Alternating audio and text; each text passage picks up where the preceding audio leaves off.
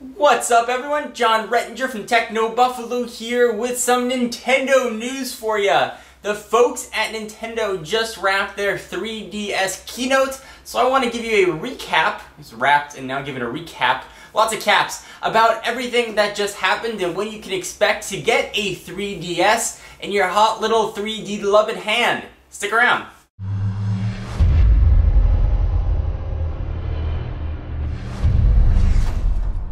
So the keynote just ended. If you see me look down, it's because I got notes in front of me, because there was a lot to remember. So let's go ahead and jump right in. First, the 3DS. It is glasses-free technology, and glasses-free 3D technology, of course.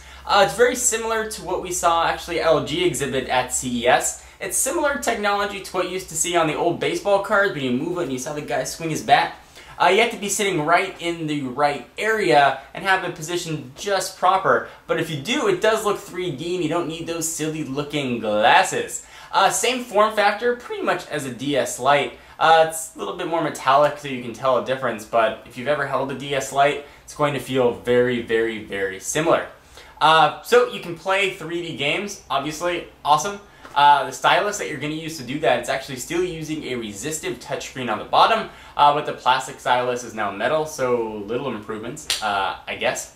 You'll also be able to play back catalog of DS games, but that will not be in 3D. But if you're looking to get a portable game console, and Nintendo's what you want, you can pick up a 3DS and still play all of your old DS games. Kind of neat. You can also take 3D pictures with the camera on it, which is also a pretty novel thing for a video game console to take 3D pictures. Of course, you can only view them back in 3D on the Nintendo 3DS, but hey, it'll work, and you can show grandma a picture of whatever, although I'm sure it's going to be used for super pervy things, a 3D camera, but you can use it for whatever you want if you buy it. So it's going to come in two colors at launch, aqua blue and obsidian black, which is code for shiny fingerprint black. Is really what they call obsidian, but you can pick up your two colors. And we'll talk about launch date and all that stuff in just a minute. It's going to come with a 2 gig SD card. It's standard SD card size. You can upgrade that to whatever 32 or whatever size you want to put in there, but it will ship with a 2 gigabyte card. There's a new button layout. The home button's different, and there's a little bit of a new user interface for those of you that have used a DS in the past. They're going to have a 3D depth slider, and that's sort of how this new 3D technology works. Everybody's eyes are a little bit different and are going to respond a little differently to the screen. So a 3D depth slider is going to let you adjust the 3D technology just for you. However, if somebody's looking over your shoulder watching the game, it might just look super blurry and non-3D-like to them. So let's talk about some of the launch games, because there are going to be a ton, 30 plus games at launch from first and third party titles, and some old favorites are coming back. We're going to have Pilot Wings, we're going to have Nintendo Dogs and Cats, but if you like that stuff, more thumbs up and less fart noises, we're going to have The Legend of Zelda, the Ocarina of Time 3D, which is super awesome. I love the Ocarina of Time when it came out on the N64, so it's cool. It's going to be a 3D version of that. And also making a comeback. For those of you folks much like me that are over 28 or in your 30s, you're going to remember Kid Icarus. Well, Kid Icarus is making a comeback with a real cool new aiming 3D system, so he can shoot his business. It's called Kid Icarus Uprising. Kind of neat. You're going to have a Dead or Alive game. You're going to have a Madden game. Super Street Fighter 4, so you can get your street fighting on. It's kind of neat. You're going to be able to have a new Mii making software, so you can make your own Mii.